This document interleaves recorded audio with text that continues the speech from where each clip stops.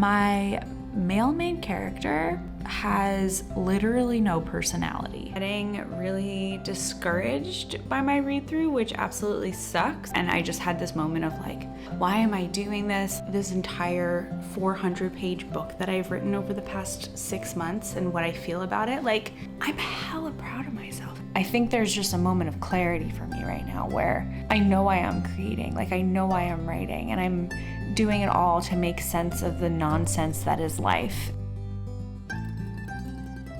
Hello, and welcome back. If you're new here, my name is Ari. I'm an aspiring author working on my eco-fantasy novel, and on this channel we talk about everything writing, reading, and overthinking. And yes, I just cut off like definitely over 6 inches of hair. I think probably closer to like almost a foot of hair. Today, we are going to be talking about my read through of my draft of Pretend the Earth Doesn't Call. So I went to Staples and I printed out all 400 pages of my novel, of my eco-fantasy novel, Pretend the Earth Doesn't Call. So in my last vlog, I finished writing draft 1 of Pretend the Earth Doesn't Call. It took me about 6 months to finish. Right now it's an 100,000 word manuscript. And I've actually already started my read through. This is a little bit delayed. So let me show you what I've done so far. I have my tabs and I have my red pen, though to be fair, I am changing colors as I see fit. And I'm about a third of the way through. So currently I'm on page 123 and you can see I have all of these tabs.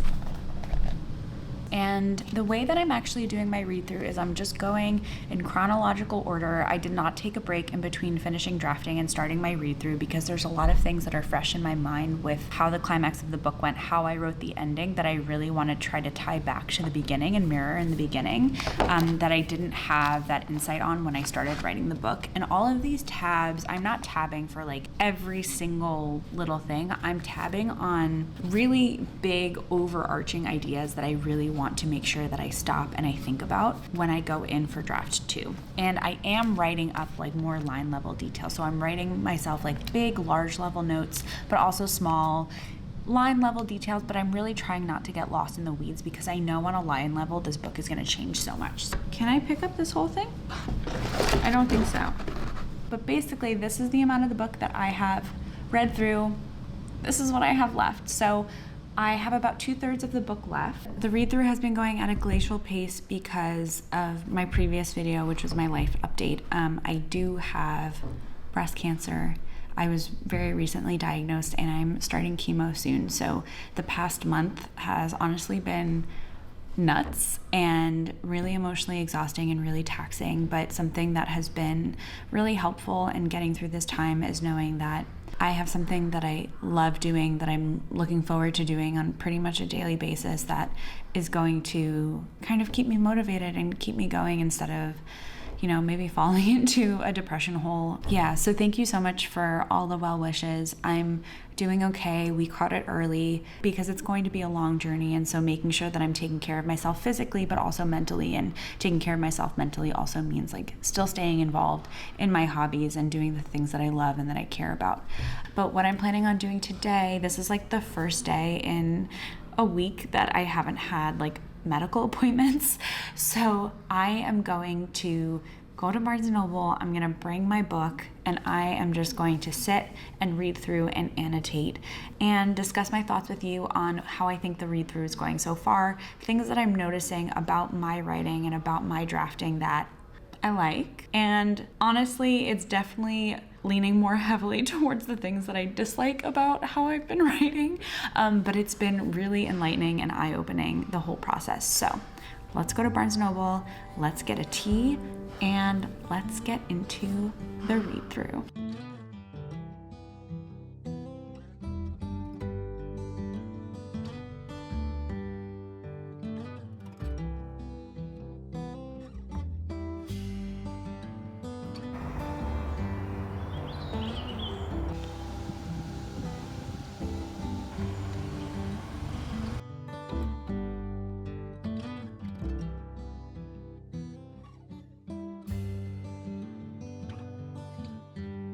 Hello.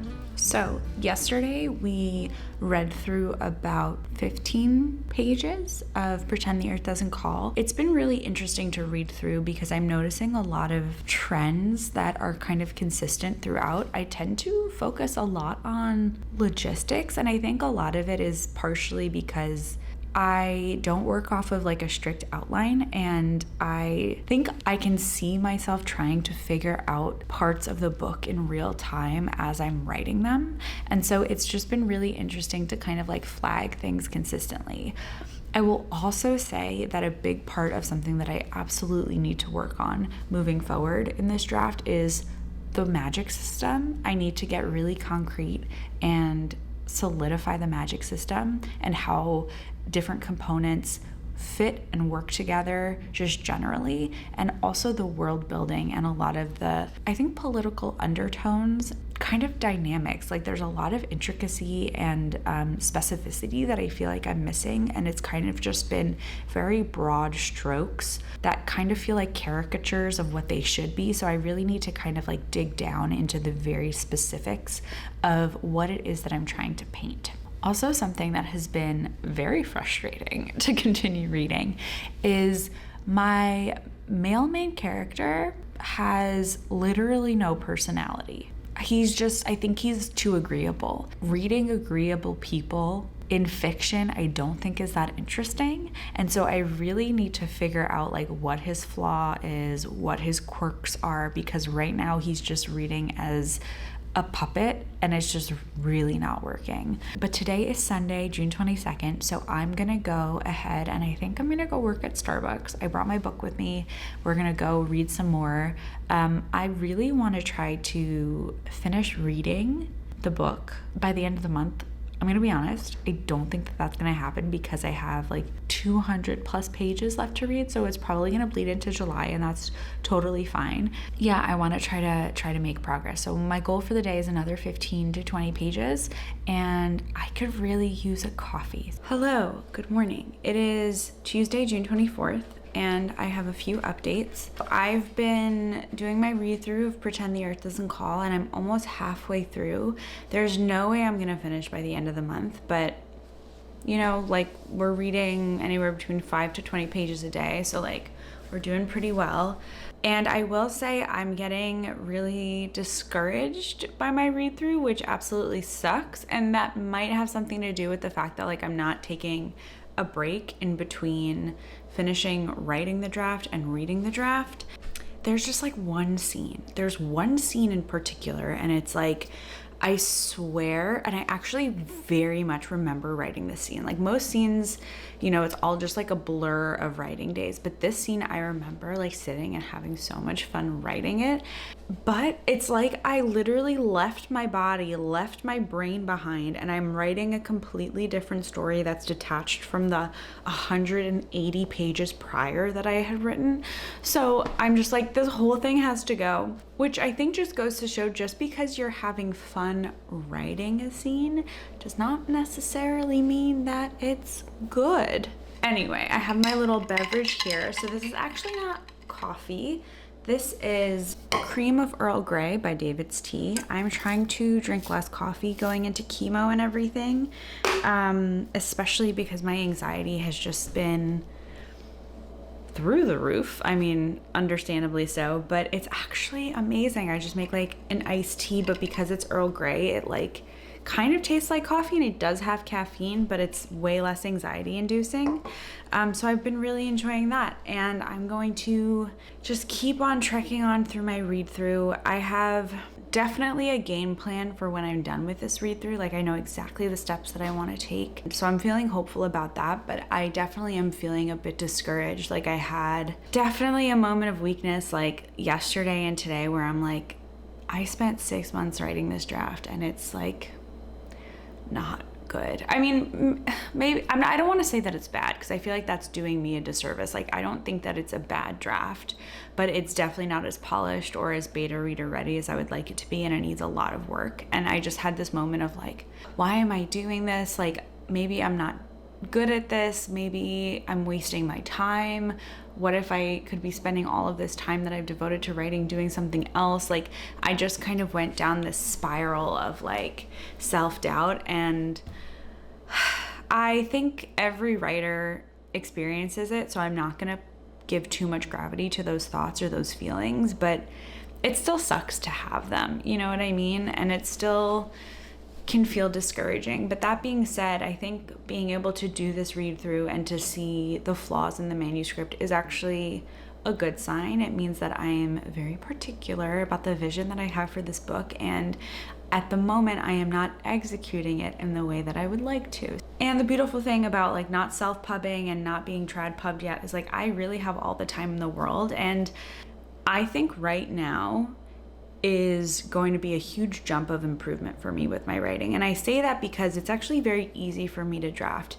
I don't really have a hard time finishing projects or like sitting down and writing and getting the word count in every day, but I also need to get a draft through to completion. And so the more stages that you get through, whether that's drafting, editing, revising, line editing, copy editing, you know, all of those things, like the more repetitions you have, and Alyssa in the book says this all the time, but like the more repetitions that you have, the better you get at it. And so I know like digging in and digging deep into the story, even if I'm a little bit discouraged, is still going to like really improve my skill level. And so I know that that's really where I need to be doing the work. Like it's uncomfortable, but I think the discomfort for me also signals to me that that's exactly where I should be putting my efforts and my energies, because we don't want to be doing things that are just like comfortable 100% of the time. Like, listen, I love a good cozy writing session where it just feels easy, but writing is hard, writing is challenging, and I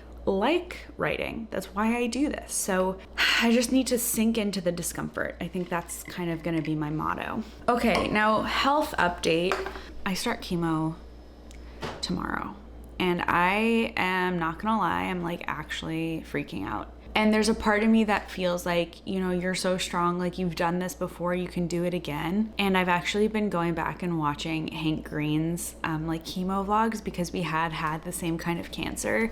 We both had Hodgkin's lymphoma, and he said something in one of the vlogs that like actually really resonated with me, because he was like talking about how that expression, what doesn't kill you makes you stronger, is actually wrong, because he had like a lot of anxiety like post chemo and post remission and all of that. And that's actually very similar to my experience with cancer the first time. Like my mental health was never the same. I feel like now all of this stuff is really just like kicking up the worst of that, because it's like you think, okay, like I did it once, like I got through cancer once, and then it's like having this second diagnosis like 10 years later. So like I did have 10 years, but it took me years and years to even feel remotely less anxious about like getting sick again.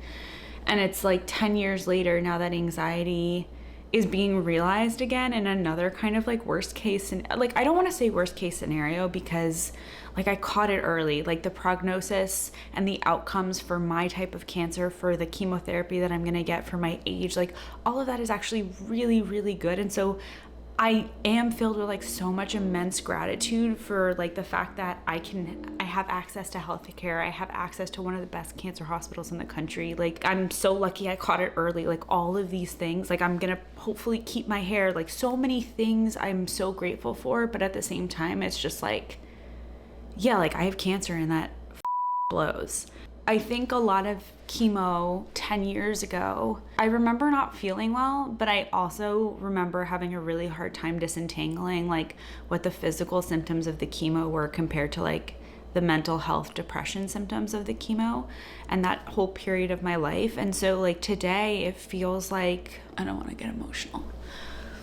Today it just kind of feels like my last day of like maybe feeling okay in 6 months. And that feels really scary. Like right now I feel well enough to like run around, go to the grocery store, clean my apartment, do my laundry. Like we're so lucky modern science has advanced to the degree of like we know how to cure cancer, we know how to kill cancer, we know how to do it really well. But like still the way that it works is like you are injecting poison into your body to like kill fast growing cells. And so part of that is also your healthy cells are affected. I know I'm not going into it with like rose-colored glasses of like I'm gonna do all of these things, because like I've done this before. I think there's a strength and a weakness in having had to gone through this already, because I think mentally and psychologically, I'm more prepared than most people.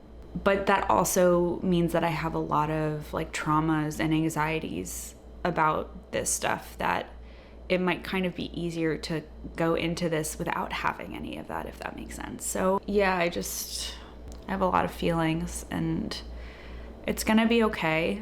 It's just scary to like really not know what you're gonna feel like in a few days and in a week, and you just don't know how it's gonna hit you. So anyway, today I think I'm gonna just try to spend the day doing some mundane things, spending some time outside, even though it is like I think it's like 96 degrees out right now, Fahrenheit. It's so hot, but I wanna make some progress in my book and just try to spend the day like really enjoying my time and trying not to get too bogged down in the anxiety of what tomorrow will bring. So I will check in with you guys. I don't know when, but soon, hopefully.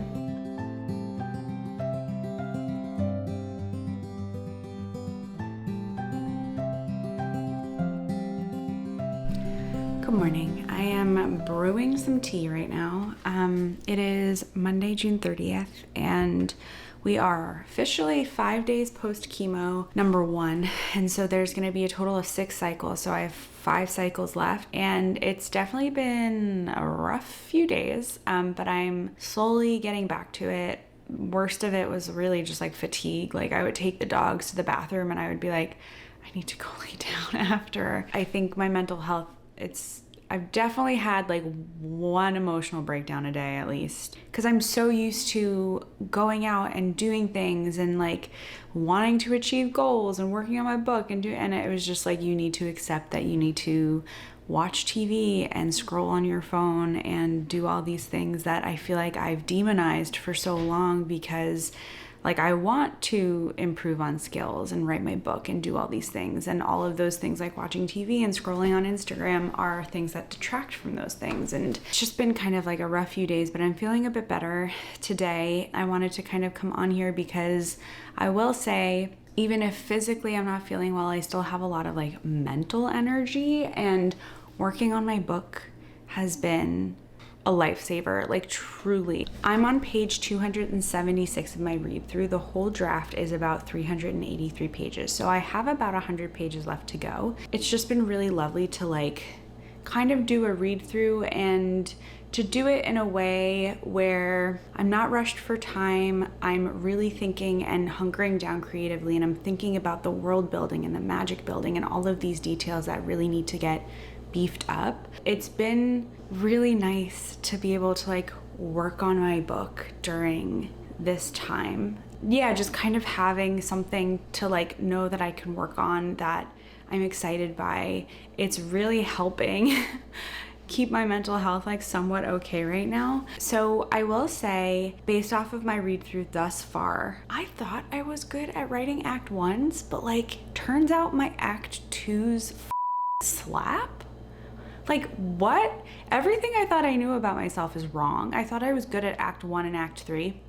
No, Act 1 it feels like paper mache. Like I don't know how to describe it. It just feels like I'm trying to put up these things that like I could just like easily topple over. But it's fine, because I think I'm thinking about Act 1 in the way of all of these things that I'm setting up for Act 2 and Act 3.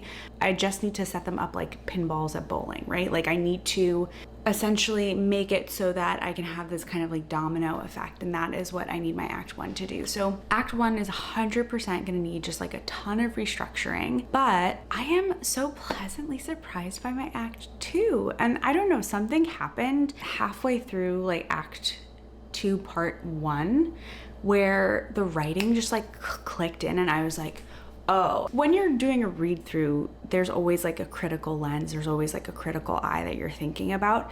But there was like a moment where I like snapped in and I just like felt like I was reading a book, which was so exciting to me. So I'm really excited to keep going. I think I'll probably wind up finishing my read through in the next like week and a half. I just made it past the midpoint, so we're in Act 2 Part 2. And I will say, like, I have so much world building and magic building and like plot holes that I really need to work on. But like a lot of the lore that's in this book, like I'm reading it and I'm like, I'm thinking about it as if I was a reader coming from a different book, and I was like, oh my God, like if I was reading this, like I would be so intrigued. So that's just making me really, really excited. So I'm going to work on my read through today, and I'll share some thoughts over the course of the day. And again, like I'll just be vlogging as I feel okay. Today is a day where I'm feeling a little bit better, but who knows, like maybe tomorrow I won't. Yeah, the read through is going well, and I'm so excited to come up with a revision plan. The book is coming along. It is, again, nowhere near in shape enough for me to like plop it down in front of someone and be like, hey, read this.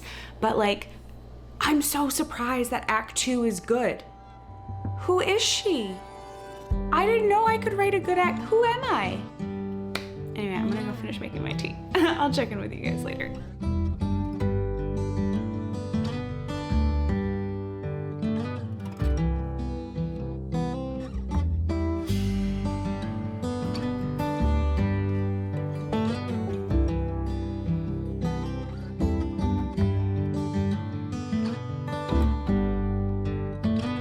This is our fish, Toad. He's right there. I don't know if you can see him. Just ignore all the cables back here.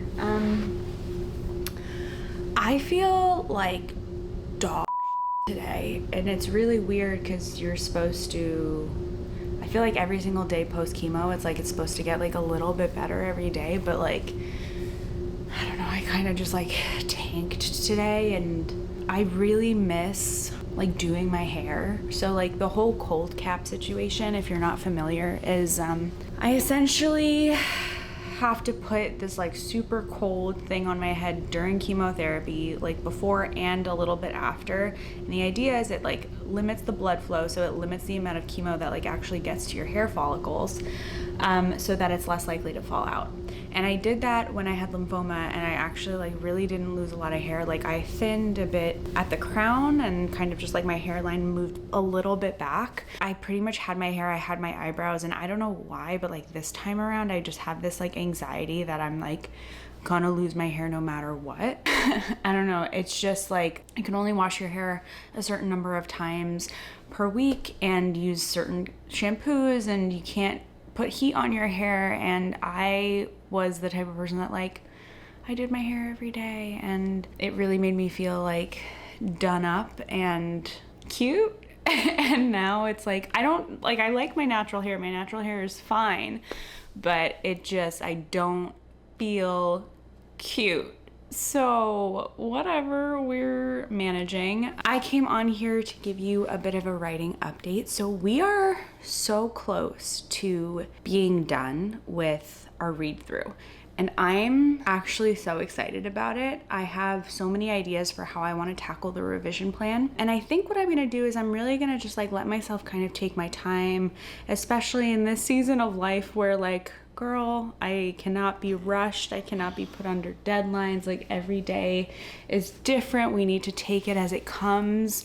But I think I just want to like really sink into the world building and the magic system in particular. There's several things in the magic system that I set up because I was just like vibing. And there's a very particular part of my brain when it comes to drafting where it's like I'm in this creative flow state, and like I do tend to be quite logical, but at the same time I'm like, but what if this happens? And then there's like no internal consistency across scenes, and it actually makes it quite challenging for me to have to like go back in to revise because that internal consistency is kind of like gone. Over the next month after I'm done is we're going to like sink into the world building, sink into the magic system, and really sink into the characters. And what I want to do, and I really think I need to work on, especially during this read through, is something I'm noticing is my cause and effect, or my action reaction sequences are not great. So like a lot of the times something will happen and the character will respond in a certain way where I'm like, that doesn't make a ton of sense. So I really need to work on that and that consistency. So we have a couple of really big things to work on. But overall, as like a draft, as I'm like thinking about it and thinking about this entire 400-page book that I've written over the past 6 months and what I feel about it, like, I'm hella proud of myself, actually. Like, it is not done. It is not beta reader ready. There are internal consistency issues. There are characterization issues. There are plot hole issues. But for like a draft 1.5, I don't even know what this draft is because it's not a draft 1, even though I'm kind of calling it whatever. It's a draft. Like, I'm really proud of it, and I'm really proud of how Act 2 turned out. Like, turns out my Act 1 and my Act 3 are flimsy as but that's fine because I feel like I conceptually have a much easier time drafting in Act 1 or in Act 3, so that like if I have to go back in and revise, I'm gonna have an easier time working with it anyway. So the fact that I have a fully fleshed out Act 2 is actually doing a lot for me psychologically, if that makes sense. Basically what I'm saying is I'm really proud of myself. I'm almost done with the read through, and I am gonna look a little disheveled and cancerous, and y'all just have to feel. So love y'all, and I will check in soon.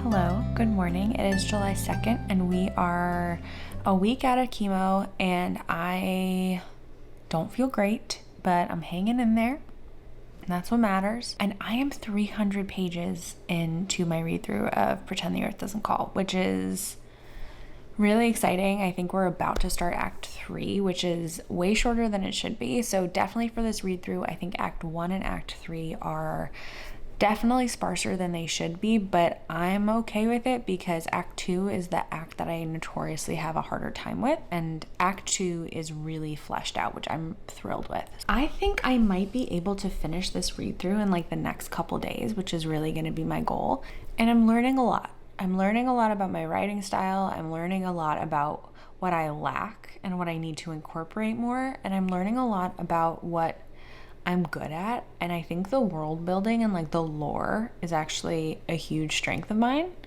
which is interesting because I did not go into this read through thinking that at all. But anyway, I will say that I think this time in my life, it's been difficult, but I also feel more creatively invigorated than I think I felt in a really long time. And I'm working on a short story. I just have a lot of thoughts and a lot of feelings, and I'm writing this short story, and I have this idea for another fantasy novel, and I feel like right now this time is really precious, and obviously like I need to take care of my health, and my health is my priority without a doubt, and I know that.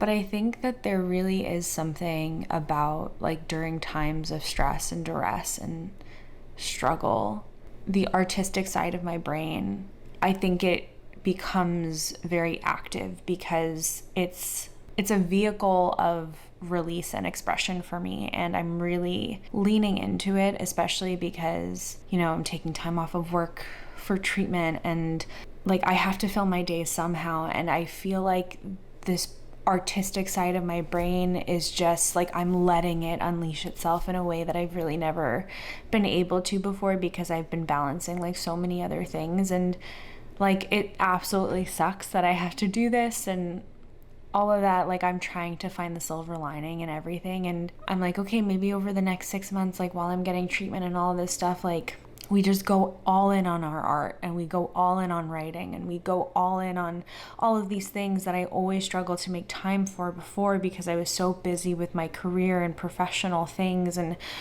you know, running from one place to another and all of that stuff. And like I think I've really underestimated how huge the artist part of my brain actually is, because I was always like, I trained as a scientist, like I have a PhD, like I was always very much in the technical, scientific, mathematical side of things. And I've always known that I had this artistic side of me, but I think right now I'm just like letting myself fall so fully into it in a way that I've never been able to before, and it feels so liberating and so freeing and honestly quite beautiful, because like part of the thing that I'm realizing too is like I think there's just a moment of clarity for me right now where I know why I'm creating, like I know why I'm writing, and I'm doing it all to make sense of the nonsense that is life, and to put context and to put beauty and to make things artistic and sensical in a world that doesn't make a ton of sense. And it's just been really eye-opening and really distilling in a beautiful way. I'm really grateful. Like, I know I feel kind of crazy kind of coming on YouTube and being like, oh, I have cancer, and being like, but I'm gonna still post. And it's like the priority, it's not, the priority isn't to post. It's not to be active on social media. It's like the reason I say that I want to do these things is because like I know the art will feed me, and I know it will invigorate me, and I know it's going to carry me through these really rough next couple months. And like I need it to be a lifeline, and I need it to be a beacon, and I know I'm only like a week in, but like it has been so far, and I'm just like grasping at something to help keep me afloat, and like this is what is helping. And so I'm like, hell yeah, like I'm gonna go all in, and I'm gonna let it keep me afloat and let it make me excited to create and produce things that have meaning to me and that make me feel like all of this suffering and struggle is worth it, because in the end, like I'm able to express it in a variety of different ways that have like deep meaning to me. I don't know if that made any sense. It's just something that I've been really thinking about over the past few weeks. I'm very grateful that I feel like I have this like northern star right now, because it's really easy when you're physically not feeling well to like mentally not feel well as well. It's just been really helping to keep me afloat, and I don't know if that's gonna stay true for the next several months, but for right now, like I am happy with the fact that it's helping right now. I'll check in with you guys later. I did it. All 383 pages of Pretend the Earth Doesn't Call have been read through and tabbed and annotated. How did it go? It took me a month. There was a lot of stuff going on, but it took me a month to read this through, and I did a very in-depth note-taking. And let me tell you, these clips, they're stretched. They're having a hard time holding this thing together. I've been cataloging my thoughts throughout my read through, but the very end, the climax, I'm actually so pleasantly surprised. It actually slapped. Like, I don't mean to blow air at my ass, but like, I was like, this book is worth it for this climax. Like, things just came together so beautifully. Don't get me wrong, this book needs so much work. It needs so much work, but the climax hit, and I'm like really happy about it. I will say absolutely the sentiment still stands that I had earlier this month, where Act 2 is by far the most fleshed out act in this novel, and I really need to work on Act 1, especially like setting up the dominoes for everything that's going to happen later on in the book. And Act 3, I think we're missing some really important scenes, if I'm being completely honest, but like as a whole, this is incredibly book shaped, and I'm like really pleased about it. I will say I have a ton of world building, and I have to do so much work with regard to the magic system and making things internally consistent throughout, as well as a lot of like the characterizations and the character arcs. There needs a lot of work, but I think a lot of the bones are really there, and that makes me really happy and really excited. At the very end, I have these notes where it's like, yes, girl, love. It's happening.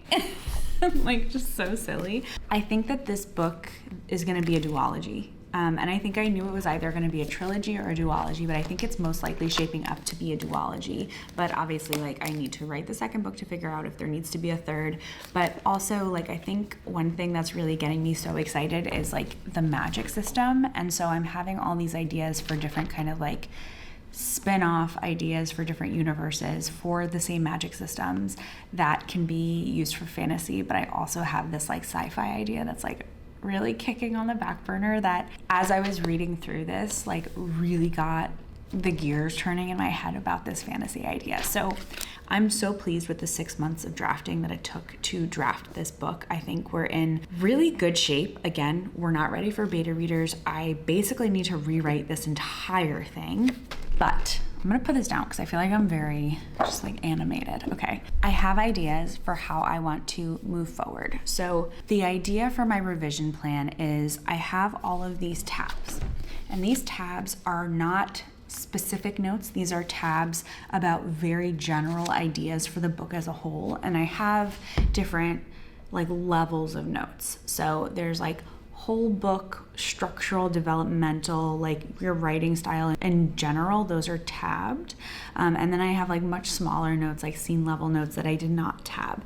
And so my plan is the very next thing that I want to do, I'm going to go through and I'm going to compile every single one of my notes in this document, and I'm going to organize them. Then, once those are organized, I need to work on essentially reverse outlining this entire draft. And if you don't know what a reverse outline is, it's essentially taking material that you've already drafted and creating an outline from that. So you're creating an outline from stuff that's already written. And the reason I want to create a reverse outline is I want a very comprehensive, like bird's eye view of what this draft is on a structural level. And I want to do that because I'm going to take that and use that as the blueprint for my draft 2. And that I think is going to be really helpful. So the plan is to go through all my notes, write them down, organize them, then reverse outline. And I'm sure that that will be my next video, but we did it. We successfully drafted and read through an entire freaking manuscript. How crazy is that? I will say, like, this draft needs a ton of specificity. It's missing a lot of detail and a lot of nuance. It's missing a lot of like textural elements that it really needs to make it feel super real. But at the same time, like, I'm so proud of this because I think it's doing something. Do you know what I mean? Like, it's not meandering in pointless ways. Like, at the very end, the climax, there is a punch and there is a point and it hits. And I think that that makes me so relieved and so excited for what this draft has to bring in the future. So thank you so much for watching this video. If you enjoyed, please like and subscribe. I am going to be working through the next steps of organizing all my notes, working on my magic system, working on my world building, working on my reverse outline. So if you're interested, go ahead and subscribe because that's what we'll be doing next. And I will see you guys in the next one.